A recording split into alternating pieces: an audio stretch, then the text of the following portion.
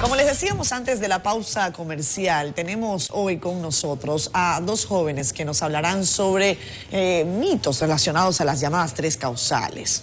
Las tres causales para eliminar la prohibición del aborto de la legislación de la República Dominicana. Dominicana, repito, está entre poquísimos países en el mundo, si no me equivoco, no son más de 10, cuidado y no son 5, que tienen penalización absoluta del aborto. No se permite bajo ninguna circunstancia. Fernanda Beriguete con nosotros, Franklin Gómez también, ellos son de la Red de Defensoría de los Derechos de las Mujeres y también de los Jóvenes. Gracias por estar acá, muy buenos días. Gracias, muchas gracias a ustedes también por la invitación aquí estando en el programa. Es muy importante hablar sobre el tema del aborto en tres causales en las excepciones de la República Dominicana. En la actualidad, solamente 7 países penalizan el aborto en su totalidad. Y la República Dominicana, 5 de ellos están aquí en el continente americano y República Dominicana es uno de ellos.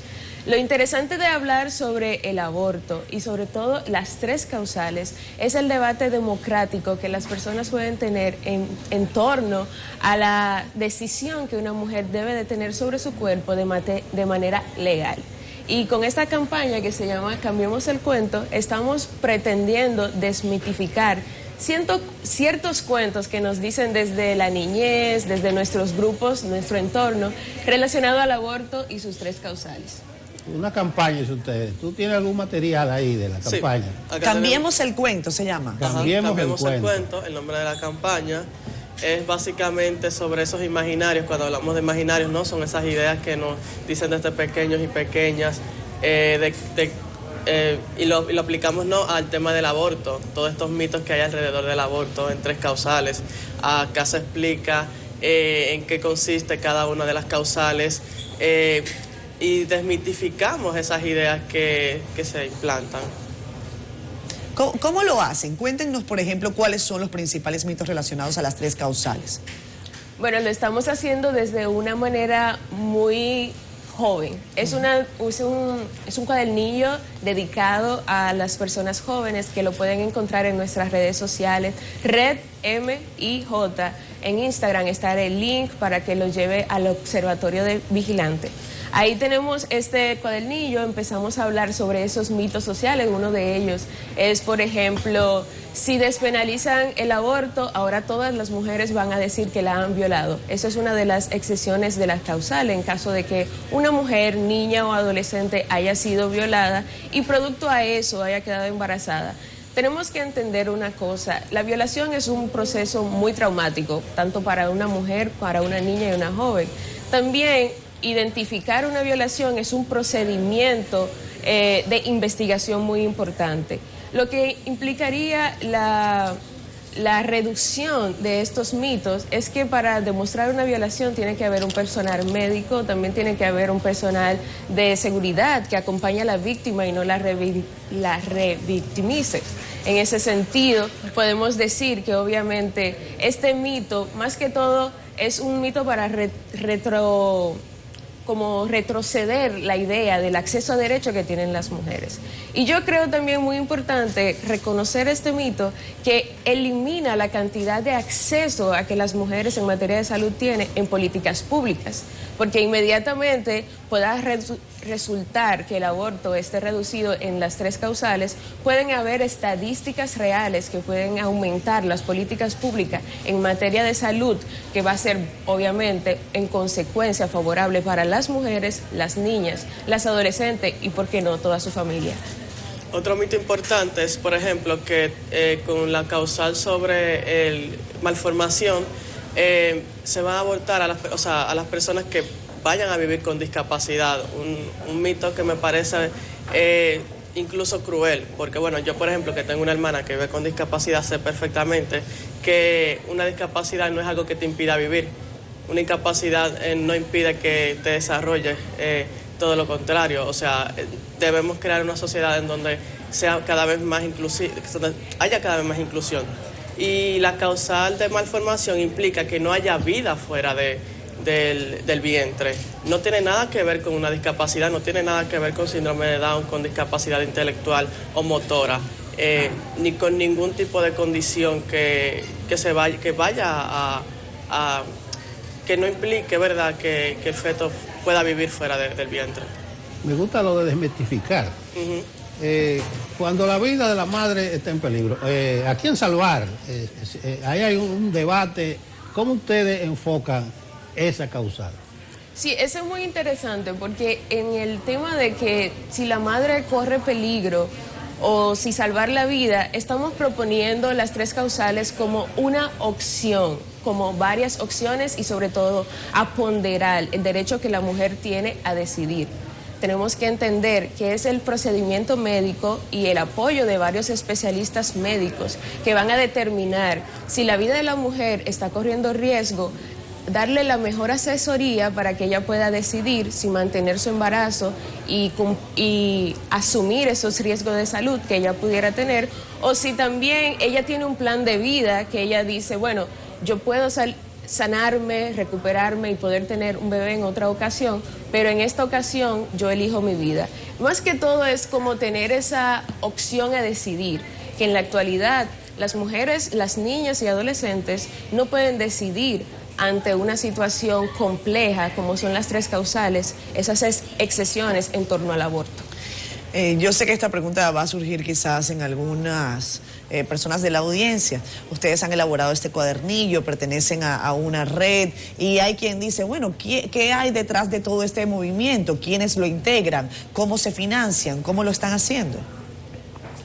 Bueno, en la actualidad la Red de Defensoría de Derechos de Mujeres y Jóvenes está asociada a más de 54 organizaciones de la sociedad civil en la República Dominicana, extendiéndose casi en todo el territorio nacional.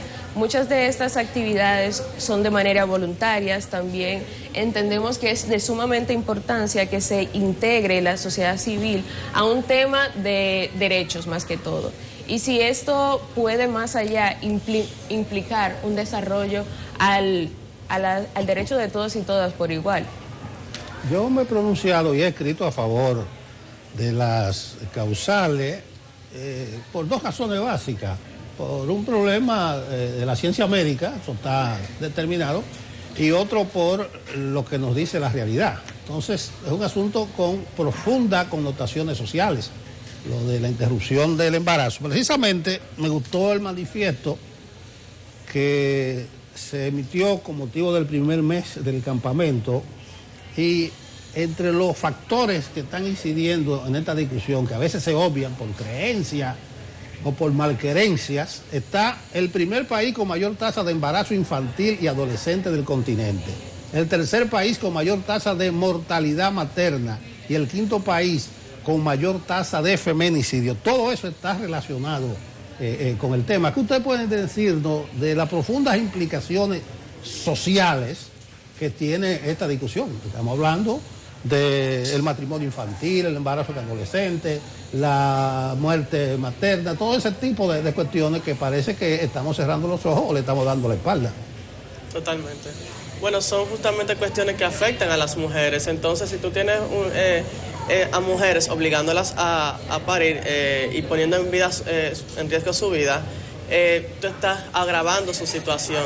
Entonces, por eso entendemos la importancia de que se aprueben las 3 causales, porque justamente tiene que ser una respuesta integral. Hay quienes dicen que hay problemas más urgentes que se deben solucionar, que afectan a las mujeres. No, es que la solución tiene que ser integral. Todos los problemas son importantes. No podemos decir primero vamos a solucionar esto y luego lo otro.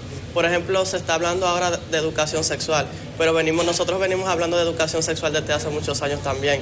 Entonces, si no es una solución integral, va a ser difícil solucionar estas cuestiones que afectan tanto a las mujeres.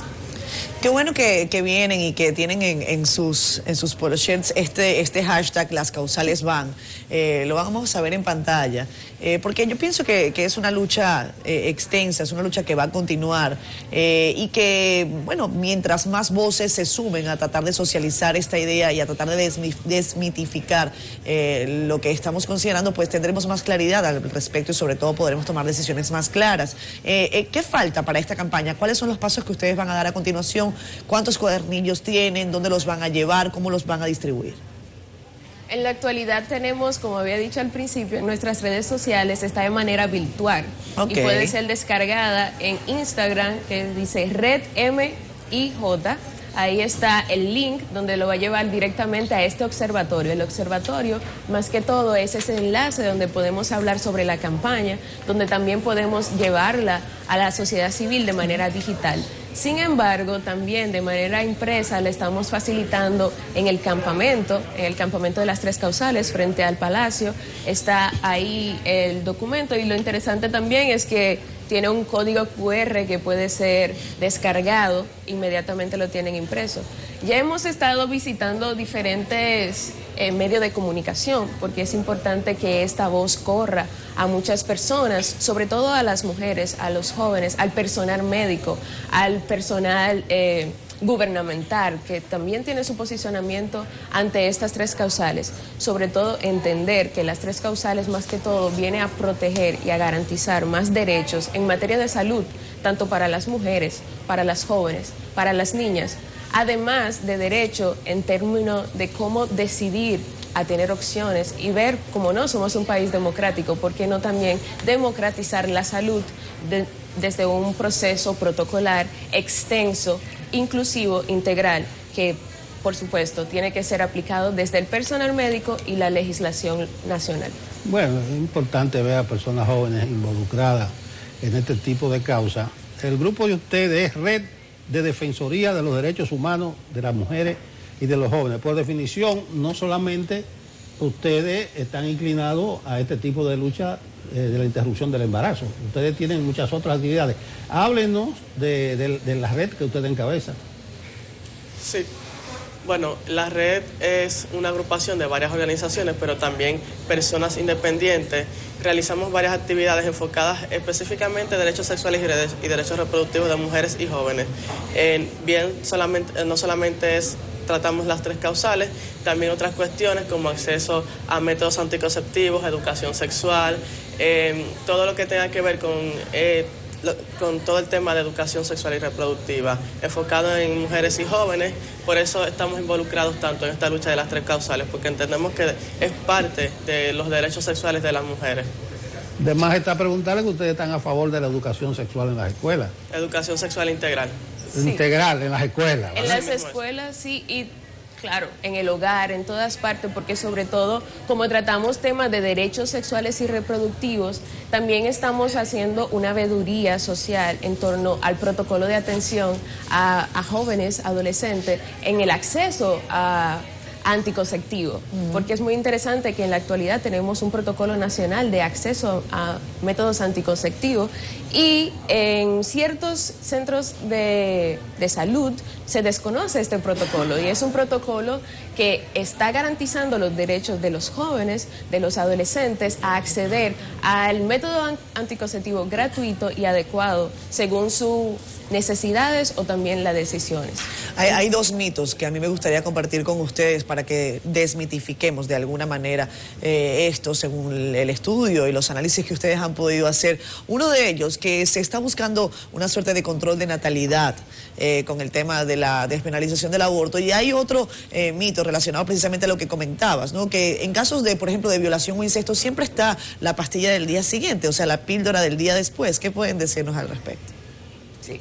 Bueno, sobre lo del control de natalidad, evidentemente no se está proponiendo a que nadie aborte de manera obligatoria, no se está proponiendo a ninguna clase de política de hijo único ni nada por el estilo, todo lo contrario.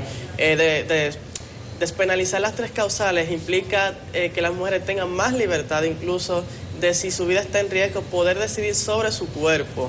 Todo lo contrario, no se va a tener un control sobre el cuerpo de ellas, como por ejemplo ahora en el sistema legal actual, se les obliga prácticamente, en términos legales, claro está, a llevar a cabo un embarazo que pueda acabar con su vida. Con las tres causales todo lo contrario, con las tres causales van a poder elegir si quieren continuar o no con un embarazo que pueda acabar con su vida. Y tú lo has dicho claro, es un tema legal. Claro. Es un tema legal allí, porque hay un asunto muy importante que es quién es sujeto de derecho. Y en este caso, una mujer ya es un sujeto de derecho, no necesariamente un embrión, no está concebido de esa manera, no es que me guste o no, es que es lo que la ley establece. Eso eso es parte de la desmitificación de ese mito. Con respecto a la píldora del día siguiente. Sí, es muy importante hablar sobre esto porque esto tiene que ver con el tema de derechos sexuales y reproductivos. Y la píldora del día después, aunque es un anticonceptivo que se sabe muy poco y las personas están muy desinformadas de este anticonceptivo, sobre todo en su efecto. Y se sabe que la píldora del día después no puede ser utilizada con frecuencia porque pierde su efecto de anticoncepción. Que en ese sentido, por ejemplo, si se tomara más de una vez en un mes, posiblemente ya no funcionara. Si se utilizara la pastilla del día después, que máximo tú puedes durar, son creo que 48 horas para utilizarla, puede ser que si esta persona anteriormente usó la píldora, el efecto que esta píldora tiene que tener en materia de anticoncepción es muy reducido y va bajando los porcentajes. Por eso en muchas ocasiones hay personas que dicen, yo he tomado la píldora y la he utilizado y como quiera quedé embarazada en una ocasión, vamos a decirlo así. Pero es por esta situación que está pasando con la píldora del día después. Vamos a ver algo de la base ideológica, filosófica de la red. ¿A dónde voy? Antes, el que estaba en contra del statu quo, de los sectores del poder, es un comunista. Ahora, las iglesias están enfocadas en contra del tema del aborto. Se oponen rabiosamente a las 3 causales, bueno, la interrupción del embarazo en sentido general. Entonces se siembra la idea, la sensación del que está a favor de las 3 causales está en contra de las creencias religiosas, hasta que no cree en Dios. No sé si ustedes tienen su filosofía, a eso voy cuando hablo de la base ideológica de la red. Bueno, cuando hablamos de que la iglesia está en contra, hablamos de la iglesia, ¿verdad? De la élite de las iglesias, porque las personas, hay una diversidad de personas apoyando esta causa, de diversas creencias, de diversas filosofías. No es una cuestión que tenga que ver con la religiosidad o la fe, es una cuestión que tiene que ver más específicamente con derechos sexuales y reproductivos de las mujeres. Entonces, en la red somos muy diversos y diversas.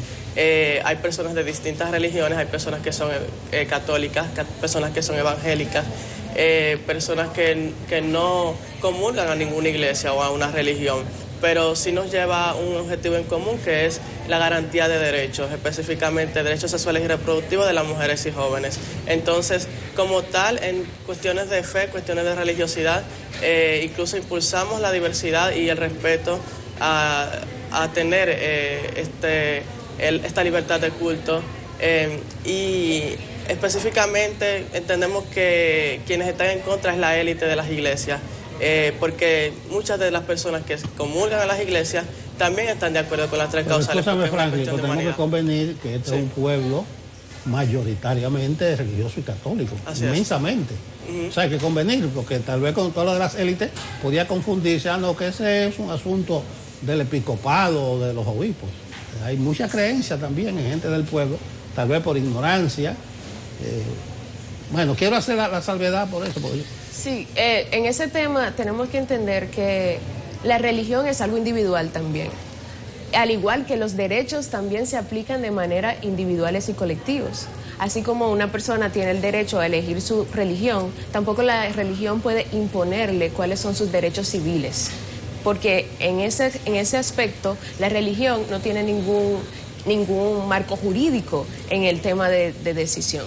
Aunque, como tú refuerzas muy bien, la religión en la República Dominicana tiene un gran impacto social, yo diría que incluso cultural, tenemos que entender que es la decisión de las mujeres, de las niñas, a continuar un embarazo o a interrumpirlo, lo que se está evaluando en la actualidad. Jóvenes, terminamos. Entre las inclinaciones mías a favor de la causa, no necesariamente de las 3 causales, aunque la apoyo, de la causa, está que perjudica principalmente a las mujeres más pobres, a la gente más vulnerable, esta situación. Sí. Y es una cosa que... Esa es la realidad. No debemos cerrar los ojos, ¿entiendes? Bien. Sí. Pues muchísimas gracias a ambos por habernos acompañado.